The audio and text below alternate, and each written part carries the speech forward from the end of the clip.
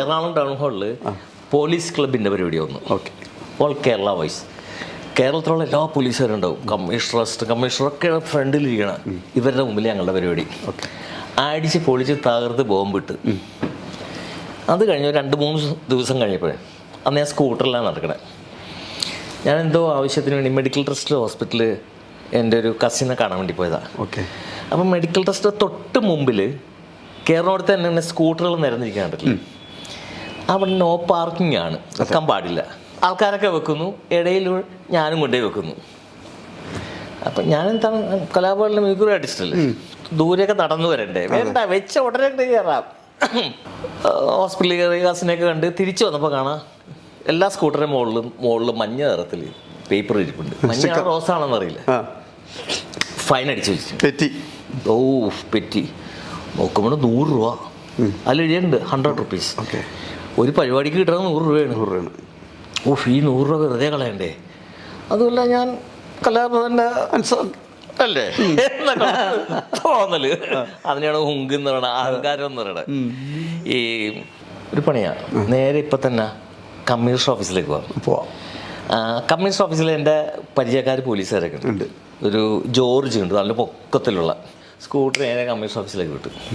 നമ്മുടെ ഇവിടെ പോർക്കും കൂട് നേട്ടത്തില്ലേ,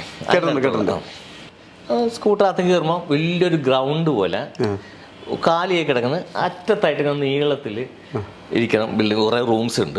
പോലീസുകാരൊക്കെ അങ്ങോട്ടും ഇങ്ങോട്ടൊക്കെ നടക്കണതാണ്. അതിലൊരു റൂമാണ് കമ്മീഷണറുടെ.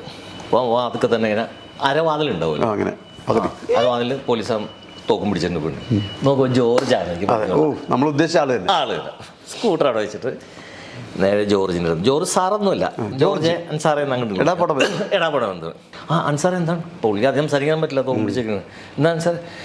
ഞാൻ പറയാം, ഞാൻ മെഡിക്കൽ ട്രസ്റ്റിൻ്റെ അവിടെ സ്കൂട്ടർ വന്ന് നോ പാർക്കിംഗ് ഏരിയയിൽ വെച്ചിരുന്നു. അപ്പോൾ 100 രൂപ പെറ്റി വന്നിരുന്നു. അപ്പോൾ ഒന്ന് പുള്ളിയെ കണ്ടിട്ട് പറയാൻ വേണ്ടിയാണ്. പുള്ളി പറഞ്ഞാൽ പുള്ളിയെ കാണാതിരിക്കുന്നതാണ് നല്ലത്. നമ്മളില്ല, മിനിയാന്ന് ഞങ്ങളുടെ പരിപാടി ഉണ്ടായിരുന്നു, അതെനിക്കറിയാം പരിപാടി ഉണ്ടായിരുന്നു. അപ്പോൾ പുള്ളിക്ക് എന്നെ അറിയാൻ പറ്റുമല്ലോ. ഒന്ന് കയറി വേണ്ട സാറേ, കാണാതിരിക്കുകയാണ് നല്ലത്. ഇല്ല ഒന്ന്. അപ്പോൾ എനിക്കാണെങ്കിൽ പോലീസുകാരോട് ഭയങ്കര ഇഷ്ടമാണ്. അപ്പോൾ പോലീസ് ഓഫീസർ എങ്ങനെയൊക്കെ ഇരിക്കണമെന്ന് ചെയ്യാമല്ലോ. അത് മാത്രമല്ല നമ്മുടെ പ്രോഗ്രാമും കണ്ടിട്ടുണ്ട്. അപ്പോൾ ഒരു ഹെൽപ്പ് ചെയ്യുമല്ലോ. ഷുവറായിട്ടും 100 രൂപ കയ്യിൽ നിന്ന് പോയില്ലോ.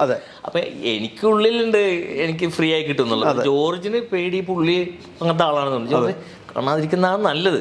നമ്മളില്ല, കണ്ടേ തീരൂ. എന്നാൽ ശരി, ഒരു മിനിറ്റ് നിൽക്കുന്നു പറഞ്ഞു. പുള്ളി ഹാഫ് ഡോറ് തുറന്ന് അകത്ത് കയറി ഡോറ് വന്ന് അടിച്ചിങ്ങനെ നിന്ന് പുള്ളി എന്താ പറയണ കേട്ട് തിരിച്ചു വന്നു. ചെല്ലുന്നത് ഞാൻ ചെന്ന് അപ്പോൾ പുള്ളി ഇങ്ങനെ മീശയൊക്കെ വെച്ചിട്ടുണ്ട് ഇരിപ്പുണ്ട്. ഞാൻ നോക്കി, നല്ല പരിചയമുണ്ടല്ലോ വന്നത്. ഞാൻ പറഞ്ഞു, ഞാൻ പേര് ഞാൻ ഓർക്കണം, മിനിയാൻ നിങ്ങളുടെ പ്രോഗ്രാം ഞാൻ കണ്ടിരുന്നു, കലാഭവൻ്റെ ഇരിക്കുന്നു പറഞ്ഞു.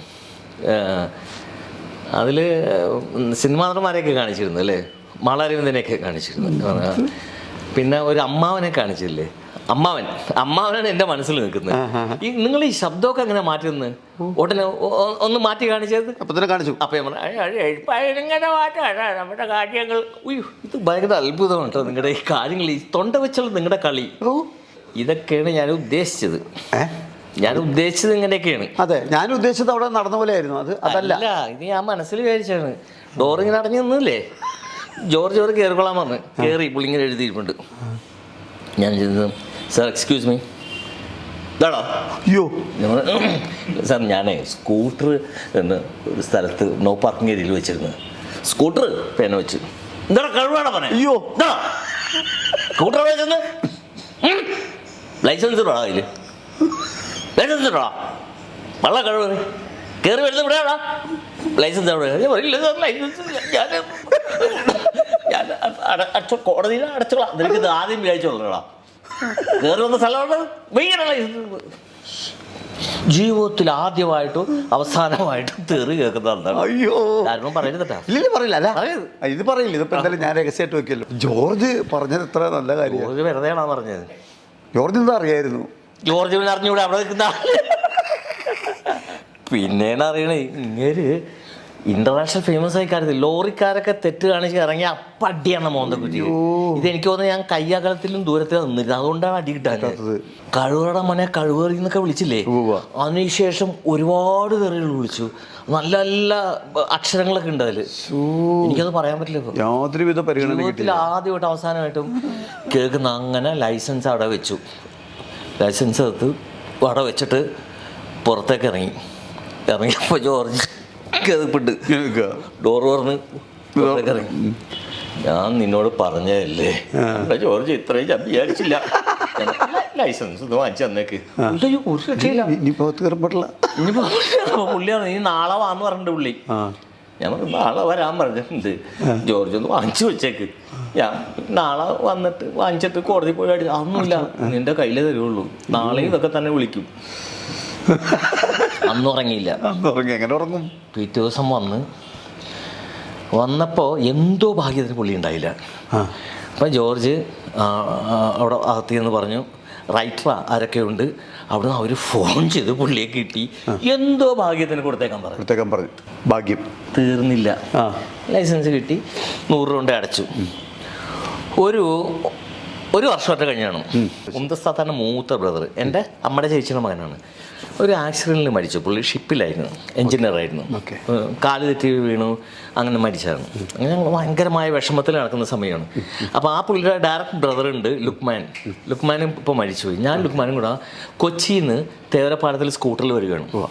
അപ്പം ഞാൻ ഓടിച്ചുകൊണ്ടിരിക്കുന്നു. ലുക്മാനോട് ഇങ്ങനെ ഈഗോ ആ കാര്യങ്ങൾ, കസിൻ്റെ കാര്യങ്ങൾ, മരിച്ച കാര്യങ്ങളൊക്കെ പറഞ്ഞിട്ട് വരുമ്പോൾ ഫ്രണ്ടിൽ ഒരു നീല പോലീസ് വണ്ടിയുണ്ട്. ഈ സ്റ്റേഷൻ വാഗൻ അംബാസഡർ ഇപ്പോൾ റോഡ് നീട്ടിയ വണ്ടിയില്ലേ, ചോപ്പിൽ പോലീസ് എന്നിട്ട് പുറകെ വർത്താനം പറഞ്ഞ് പറഞ്ഞ ആ വണ്ടിയിൽ ഈ പുള്ളിയാണെന്ന് ഞാൻ അറിയാനുള്ള. തേവരപ്പാലത്തിലാണ്. തേവരപ്പാലം ഇറങ്ങിയ പാട് അവിടെ ഒരു ട്രാഫിക് പോലീസുകാർ നിൽക്കുന്നുണ്ട്.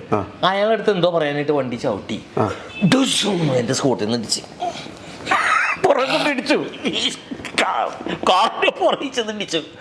അപ്പോഴാണ് ഞാൻ കണ്ട പുള്ളിയുടെ ടേണിംഗ് ക്ലോസ്. ഇങ്ങനെ ഒരു നോട്ട പുള്ളിയാണ്. എന്തെങ്കിലും പരിചയം കാണിച്ചോ? അയ്യോ, അന്നത്തെ കഴിവുടെ മോനെ പിന്നെ മുഴങ്ങി ചെവിയിൽ. ഇത് മുഴങ്ങാൻ ലുക്മാനോട് എങ്ങനെ ഇതൊക്കെ പറയാനുള്ള സമയമില്ലല്ലോ. നമ്മൾ ലുക്മാനെ പെട്ട് ഇല്ലൻ സാർക്കൊക്കെ പറഞ്ഞാൽ മതി. ഞാൻ പറയാം എങ്ങനെ പറയാം, പുള്ളിയുടെ വണ്ടി കിട്ടി അടിച്ചിരിക്കണം. ഏത് പുള്ളി? ഞാൻ പറഞ്ഞ കമ്മീഷണറായിരിക്കണം. ഓ പുള്ളി പറയുന്നത് ഇയാളങ്ങടെ ഇറങ്ങി. ഒരു 6-6 അടി പൊക്കമാണ് അന്ന് ഇരിക്കണതിൽ. ഇവന്മാർ പോലീസുകാരുടെ തരും. ഇവൻ ബാക്കിൽ ഞാൻ കുറേ നേരമായിട്ട് കാണുകയാണ്, സംസാരിച്ചുകൊണ്ടാണ് സ്കൂട്ടർ ഓടിച്ചോണ്ടിരിക്കുന്നത്. ഇത്രയും നേരം സംസാരിച്ച ലൈസൻസ് എങ്ങനെ വാങ്ങിക്കുന്നു പറഞ്ഞു. പുള്ളിയുടെ മെയിൻ പണി ലൈസൻസ് മേടിക്കലാണ്. ഞാൻ അന്നത്തെ അവർ ലൈസൻസ് കൊടുക്കുന്നതിന് മുമ്പ് ഞാൻ പറഞ്ഞേ, പുള്ളിക്ക് എന്നെ ഓർമ്മ വന്നിട്ടില്ല. ഒരു കൊല്ലത്തെ കഴിഞ്ഞു എനിക്ക് ഓർമ്മ വെക്കുമല്ലോ. അതിന് മാത്രം തെറിയല്ലേ കേട്ടത്, ജീവിതത്തിൽ മറക്കുമോ? ഞാൻ ലൈസൻസ് കൊടുക്കുന്നതിന് മുമ്പ് ഞാൻ പറഞ്ഞു, സാർ ഒരു കാര്യമുണ്ട്. എന്താണ് കാര്യം? ഞാൻ പറയാം, എൻ്റെ ഒരു കസിൻ ആക്സിഡൻറ്റിൽ മരിച്ചു, 3 ദിവസമായിട്ടുള്ളൂ. ഗുജറാത്തിൽ വെച്ചായിരുന്നു സംഭവം. അതിനെക്കുറിച്ചൊക്കെ പറഞ്ഞുകൊണ്ട് വരികയായിരുന്നു. വളരെ ഫീലിങ്ങിലാണ് സാർ. പുള്ളി ലൈസൻസ് യാന്ത്രികമായിട്ട് എൻ്റെ കയ്യിലേക്ക് തന്നിട്ട് സൂക്ഷിച്ചു പോകുമെന്ന് പറയാം. കിഡ്നിപ്പോയി ഞാൻ. അതങ്ങനെ 2 എക്സ്ട്രീം. നിയമങ്ങൾക്ക് കർശനമായ നടപടി സ്വീകരിക്കുകയും മാനുഷികമായ പരിഗണനല്ലോ പറഞ്ഞില്ലേ. എൻ്റെ ഒരു ആള് ഇങ്ങനെ മരണപ്പെട്ടതിൻ്റെ ടെൻഷനിലാണ് പോകുന്നത്. മാനസികമായിട്ടാണ് ഓക്കെ, പക്ഷെ നിയമത്തിൻ്റെ കാര്യത്തിൽ സ്ട്രിക്റ്റാ.